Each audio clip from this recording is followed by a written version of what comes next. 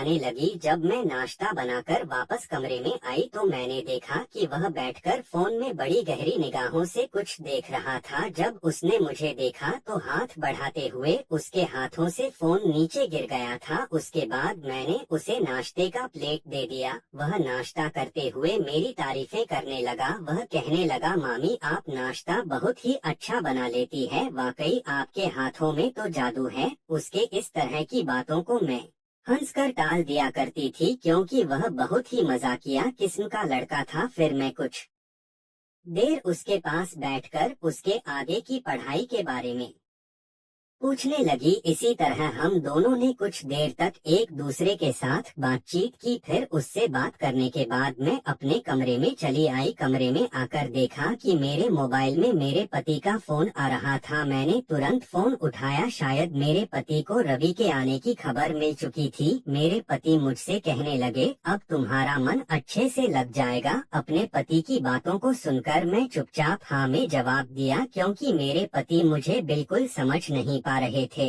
उस वक्त मुझे उनकी जरूरत थी, ना कि उनके भांजे की। मैं एक नई नवेली दुल्हन थी, इसी वजह से मैं उनसे ज्यादा जिद नहीं की। मैं चुपचाप अपने पति की बातों को सुन लिया और उसके बाद हम दोनों ने फोन रख दिया। कुछ देर बाद मैं आराम किया। उसके बाद घोड़े के अस्तबल में जाकर उसे चारा देने लगी। आज जो मेरे सफेद रंग की घोड़ी थी वह बहुत ही ज्यादा उछल रही थी। शायद वह भी थोड़ा आजाद होना चाहती थी क्योंकि उसे भी बहुत दिनों से रस्सियों से बांधा गया था। जब मैं उस घोड़ी को चारा दे रही थी तभी पीछे से रवि भी मेरे बगल में आकर खड़ा हो गया। फिर वह मुझसे कहने लगा, मामी मुझे यह सफेद रंग की घोड़ी बहुत ही ज्यादा पसंद है। वह कहने लगा, यह हूबहू आपकी ही तरह सुंदर है। आप जितनी खूबसूरत है कि कोई भी आपको देखकर मनमोहित हो जाएगा। वह बातों को काटते हुए कहने लगा कि इस घोड़ी की जो नीली आंखें हैं उसे देखकर कोई भी उस पर फिदा हो जाएगा। फिर बातों ही बातों में रवि ने मुझे एक ऐसी बात कही जिसे सुनकर मेरे होश उड़ चुके थे। वह मुझसे कहने लगा कि मामी मुझे भी अपनी सफेद घोड़ी की सवारी करवाओ। कुछ देर तक तो मैं उसके इस सवाल को सुनकर बिल्कुल खामोश हो चुकी थी। फिर उसके बाद मैं हंसकर उसकी बातों को टाल दिया। हम अस्तबल में ही कुछ देर तक बातें करते रहे। उसके बाद हम दोनों घर आ गए। घर में आने के बाद रवि मुझे कहने लगा कि मामी आज मैं अपने दोस्त के घर जा रहा हूँ, इस वजह से मुझे वापस आने में थोड़ी देर हो जाएगी क्योंकि मेरे दोस्त यही हॉस्टल में रह रहे हैं। मैंने उसे जाने को कह दिया। वह अपने दोस्त से मिलने के लिए चला गया। फिर वह रात को ही वापस आया था। रात को मैं खाने पर उसका इंतजार कर रही थी। जब वह आया तो हम दोनों ने बैठकर रात का खाना खाया। खाना खाते हुए ही रवि फिर से कहने लगा, मामी मुझे अपनी सफेद घोड़ी की सवारी कब करवाओगी। उसकी इस बात को सुनकर मैं फिर से हंस कर टाल दिया। मैंने सोचा कि यह तो अभी छोटा है, इसे क्या समझ होगी यह जो बोल रहा है। लेकिन वह मेरी गलतफहमी थी। खाना खाने के बाद रवि अपने कमरे में सोने के लिए चला गया। तभी किचन का काम खत्म करके मैं भी अपने कमरे में सोने के लिए चली गई। मैं घर का काम करने की वजह से बहुत ज्यादा थक चुकी थी, इसी वजह से मैं भी अपने कमरे में जाकर जल्दी ही सो गई थी। उस रात को मुझे कुछ अजीब सी आवाज सुनाई देने लगी, लेकिन मैं उन आवाजों पर ज्यादा ध्यान नहीं दिया। जब मैं सुबह उठी तो मेरे दिमाग में रात वाली बात ही घूमने लगी थी। किचन में जब काम कर रही थी तो मैं उन आवाजों को गहरी तरीके से सोच रही थी, लेकिन तभी पीछे से रवि कब आकर खड़ा हो गया। मुझे मालूम नहीं हुआ कि उसने मुझे एक बार आवाज भी लगाया था, लेकिन मैंने उसकी आवाज को नहीं सुना। तभी उसने आकर मुझे पीछे से पकड़ लिया। उसके इस तरह से पकड़ने से मेरे वजूद में एक अजीब सी हलचल होने लगी थी। फिर वह कहने लगा, मामी मैं कब से आपको आवाज लगा रहा हूँ लेकिन आप मेरी बात को सुन ही नहीं रही हैं। वह बोला लगा कि मैं आज दोपहर को नहीं आऊंगा क्योंकि आज मैं अपना कॉलेज में एडमिशन करवाने जा रहा हूँ। जिसे सुनकर मैंने कहा कि ठीक है, लेकिन तुम रात को तो आओगे ना। तो वह कहने लगा, हाँ रात को तो मैं आ ही जाऊंगा। फिर मैं और रवि दोनों ने एक साथ में बैठकर नाश्ता किया। नाश्ता करते वक्त रवि मुझसे कहने लगा, मामी अपनी सफेद घोड़ी की सवारी कब करवाओगी? मैं उस वक्त भी उसकी बातों को सुनकर चुप रह गई थी। फिर मैंने कहा कि तुम्हें घोड़ी कब से पसंद आने लगा? वह कहने लगा कि मुझे घोड़ियों का शौक बचपन से ही है। मुझे अक्सर सफेद रंग की घोड़ी पर सवारी करना बहुत पसंद है। वह अब बार बार मुझसे जिद करने लगा था, लेकिन मैं अब उसकी बातों को हंसकर टाल दिया करती थी। अब यह सिलसिला रोज शुरू हो चुका था। जब उस दिन रात को रवि घर वापस आया तो वह खाना खाने के बाद अपने कमरे में चला गया। उसके कमरे में जाने के कुछ देर बाद ही मुझे फिर से अजीबोगरीब आवाज सुनाई देने लगी थी। जब मैं उन आवाजों को सुनने के लिए अपने कमरे से बाहर निकली तो धीरे धीरे कदम बढ़ाते हुए उसके कमरे के पास पहुंच गई। फिर मैंने देखा कि वह आवाज रवि के कमरे से ही आ रही थी। वह आवाज बड़ी ही अलग किस्म की थी, जिसे सुनकर मेरे वजूद में एक अजीब सी हलचल महसूस होने लगी थी। मुझे डर लगने लगा था कि कहीं इस आवाज ने मुझे कुछ गलत करने पर मजबूर ना कर दे। इसी वजह से मैं तुरंत वहां से भागकर अपने कमरे में आ गई थी। उस वक्त मैं अपने पति को बहुत ही ज्यादा याद करने लगी थी। फिर डर की वजह से मैं चादर ओढ़कर सो गई। सुबह जब उठी तो मैं फिर से घर के कामों में व्यस्त हो चुकी थी। काम करते हुए फिर से वह रात वाली आवाज के बारे में मैं सोचने लगी। रवि आज फिर से मेरे करीब आकर खड़ा हो गया था। उसने फिर से मुझसे ऐसी बहकी बहकी बातें किया जिसे सुनकर मेरे होश उड़ चुके थे। वह कहने लगा कि मुझे जल्द ही आपकी घोड़ी की सवारी करना है। मैं सोचती थी कि यह तो बच्चा है, इसलिए बातों को घुमा दिया करती थी, मगर अब धीरे धीरे रवि में बहुत बदलाव आने लगा था। वह अक्सर बैठकर अपने फोन में पता नहीं कौन सा वीडियो देखा करता था। जब मैं उसके बगल में आकर खड़ी होती तो वह हड़बड़ा जाता था और अपना फोन छुपा लेता था। रोज रात को भी वह अजीब सी आवाज ने मुझे तंग करके रख दिया था।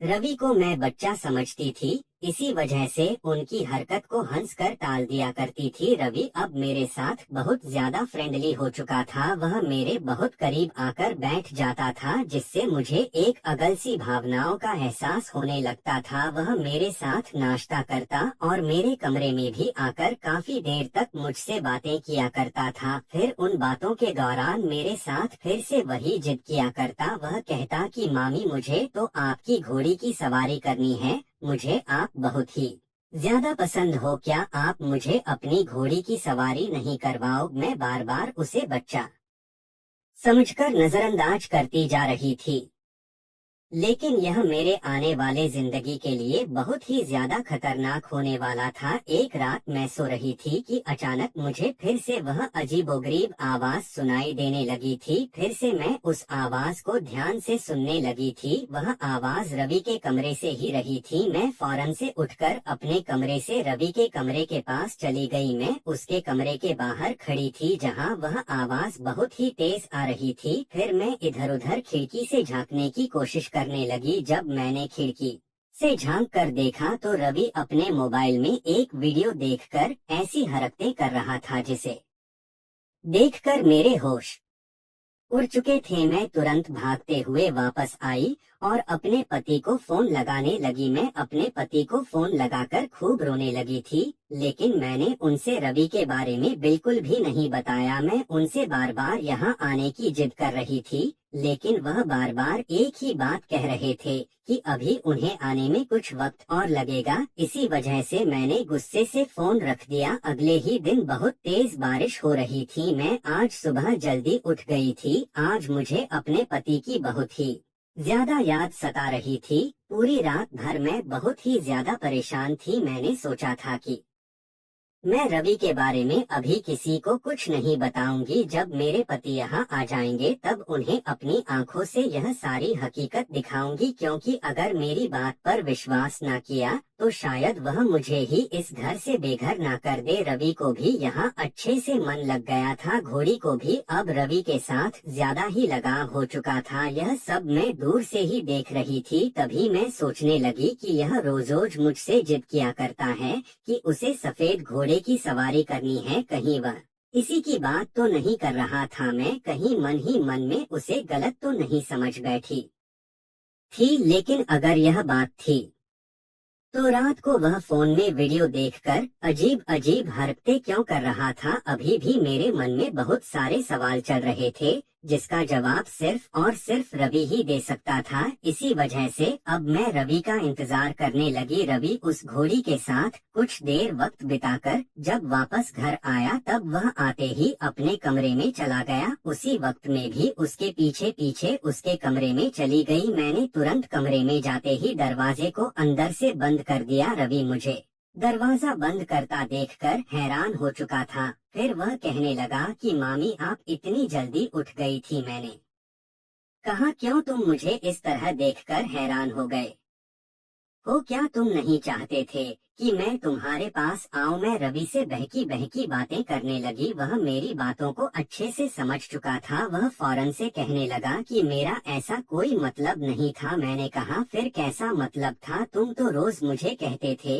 कि तुम्हें सफेद घोड़ी की सवारी करनी है। तो वह मुझसे कहने लगा कि जी मामी मैंने कहा तो था। मैंने कहा तो क्या तुम अस्तबल में जो सफेद रंग की घोड़ी थी उसकी बात कर रहे थे? वह कहने लगा कि हाँ मामी, क्योंकि मुझे वह सफेद रंग की घोड़ी बहुत ही पसंद है और मुझे बचपन से ही घोड़े का बहुत ही ज्यादा शौक था। मैं जब छोटा था तो अपनी दादी के घर जाया करता था। दादी के यहाँ बहुत सारे घोड़े भी हुआ करते थे। मैं उनकी सवारी किया करता था, लेकिन एक बार एक घोड़े के ऊपर से गिर गया था जिसकी वजह से मेरा मेरा एक पैर टूट गया था। उस दिन के बाद से मुझे घर वालों ने घोड़े से दूर रहने के लिए कह दिया, लेकिन मुझे उनसे बहुत मोहब्बत थी। इसीलिए जब मैं यहाँ आया तो घोड़े को देखकर मुझे पुरानी बातें फिर से याद आने लगे थे, पर सवारी करने का तरीका भूल चुका था। मैंने कहा कि फिर तुम कैसे उस घोड़े की सवारी कर रहे थे? वह भी तुम्हारी बात को अच्छे से समझ रही थी। वह कहने लगा वह इस वजह से क्योंकि मैं रात को घोड़े को समझाने की वीडियो देखा करता था। उसकी सवारी कैसे करते हैं उसका तरीका भी समझ रहा था। जब मैं रवि के मुंह से यह सारी बातों को सुना तो मुझे अपनी गलती का एहसास होने लगा था। मुझे अपने आप पर बहुत ही शर्मिंदगी महसूस होने लगी थी। मैं उसे गलत समझ बैठी थी,